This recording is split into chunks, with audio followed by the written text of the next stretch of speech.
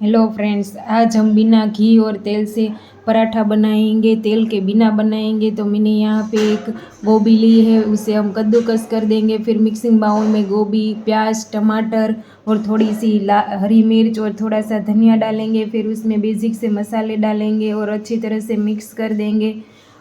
फिर मैंने यहाँ पे थोड़ा सा पराठा मसाला लिया है, वो डालेंगे और अच्छी तरह से मिक्स कर देंगे। मैंने यहाँ पे एक परात में गेहूं का आटा लिया है, उसमें डालेंगे थोड़ा सा तेल और नमक और थोड़ा थोड़ा दूध डालकर अच्छी तरह से आटा गूंथ लेंगे। दूध डालने से हमारा जो पराठा है वो अच्छी तरह से सॉफ्ट बनेगा और क्रिस्पी भी बनेगा।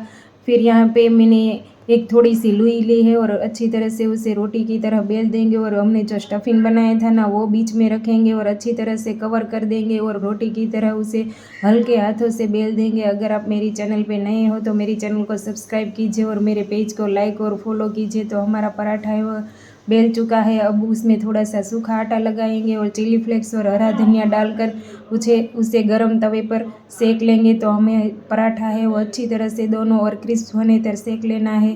तो तैयार है हमारा गोभी का पराठा। आप ये रेसिपी ट्राई